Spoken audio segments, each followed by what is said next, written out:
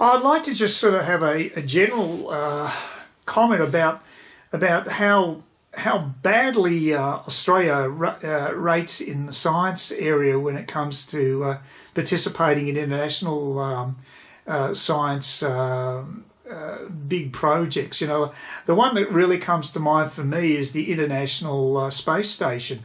I think virtually every developed country had some sort of input into the International Space Station. When it comes to space science, all that we seem to do in Australia is provide base stations for communication. That's about the length and breadth of our coverage. We certainly have scientists who study space and what have you, but we don't have people who are involved in the nuts and bolts manufacture of hardware or propulsion or whatever. We just don't have that aspect of it happening.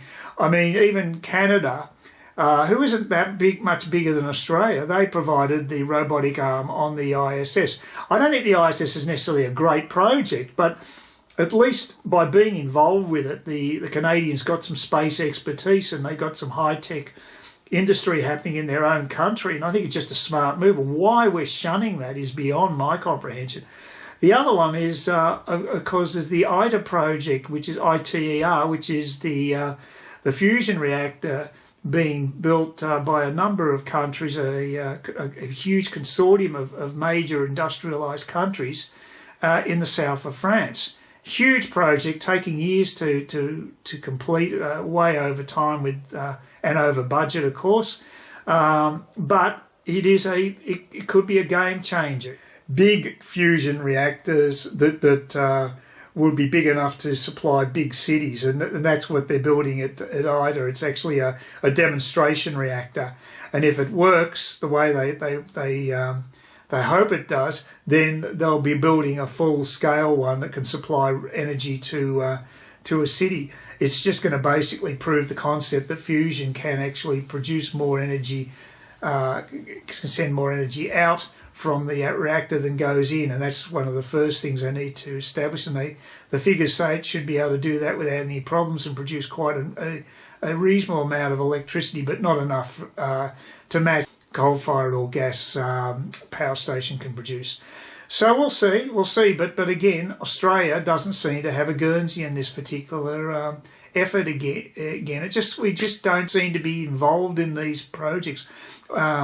And given that our education system is giving us such poor returns lately, you know, it'd be nice to have something inspiring for students coming out of, say, maths, science, something for them to actually sink their teeth into, and even have some participatory projects in these big projects in this particular country. So keep them here as well.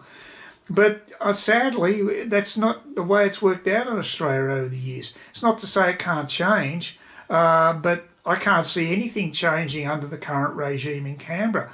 Neither party is showing, well, if anything, probably the Labor Party is showing more commitment to science than the Liberals are at the moment. But the big problem with the Labor Party is they generally waste so much money that it's the way they administer these grand plans. They just can't seem to do it efficiently.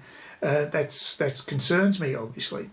But just hopefully at some stage Australia will get a stake in the future. There's these exciting technologies, because, you know, big things are happening in space technology in particular, and if fusion actually does finally break through, it is going to be a game changer when it comes to energy. So we need to be involved, I think.